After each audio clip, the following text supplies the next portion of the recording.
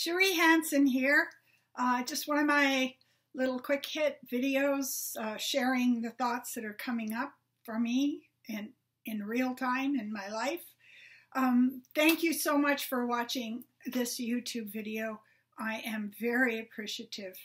I would also like to suggest that you subscribe so that you can see when another one comes up if you're finding them helpful for you. The thing that came to me today was about how we don't understand ourselves. We spend most of our lives very lost. We're caught up in this idea of identity, how I appear in the world, how other people react to me, do other people accept me, am I okay? And I think that one of the things that really comes to me in my metaphorical way of thinking is about the owner's manual. If we understood our owner's manual when we got into our physical vehicle and our spiritual vehicle, we would read very carefully about how this system works. And I think the major block that we experience in life is that we assume that everybody is in the same SUV. We're all in the same vehicle. We're all driving around on the same surfaces and turning the same corners. And it's just not true. My vehicle has imprinting on it from my past lives. It has imprinting on it from my ancestors' experiences. My mitochondria is inherited from my mother.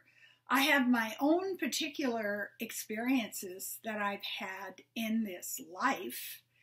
And so what I come to is that there are layers of who I am. Now, we can get caught up by the conditioning in our society, which is, and I'm very, very sure of this, very sick. It's a sick society. It is based on a competitive, masculine, dominant, validation from outside world. And as it falls in, it's like standing in a building in an earthquake. And the building is our culture. It's falling in.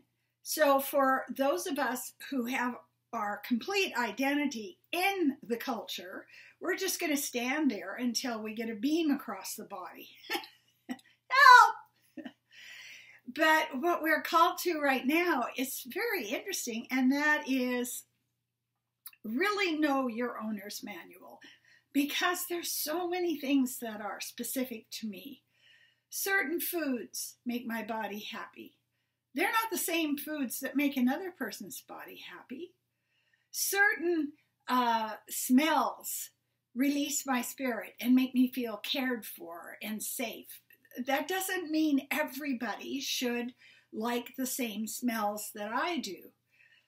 Some people love to get in a group and pound a drum for some kind of spiritual elevation. But my OCD doesn't like that, because if somebody is out of rhythm, that's all I can think about. So what we come to as we make our way through this new demolition zone, the falling in, the chaos, is we're not able to just numb ourselves, distract ourselves, make ourselves wrong, and shuffle along in the bunny hop with everybody else around us any longer. So we have been used to being trapped between fitting in. I know I'm okay if I fit in. And at the same time, the society says, you must be extraordinary. Well, I mean, since we were born, we've been given these two impossible, contradictory operating systems. Fit in, do what everybody else is doing, but be extraordinary and be unique. Well, I'm sorry, that's crazy. We can't do it. What can we do? what we can do right now is we can ground ourselves.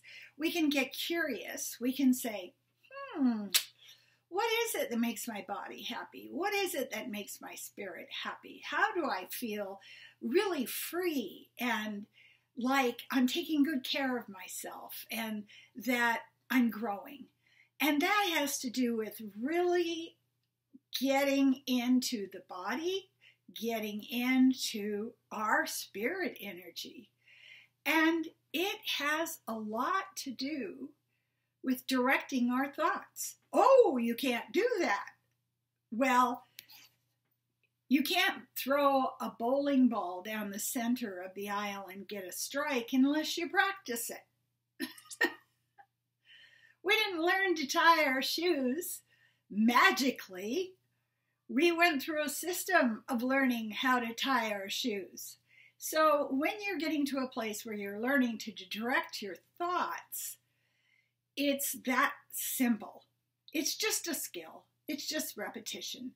But first you have to hear your thoughts. First you have to see your thoughts. First you have to understand where your thoughts are coming from. And that takes us to mindfulness. When we're in mindfulness, we can see our owner's manual. Oh, this is the way she operates. And the thing that happens then is we have inborn freedom, the freedom to be who we are without constantly bouncing up against restrictions and walls and fear. So this is what I wanted to talk about today, is really focusing on your owner's manual.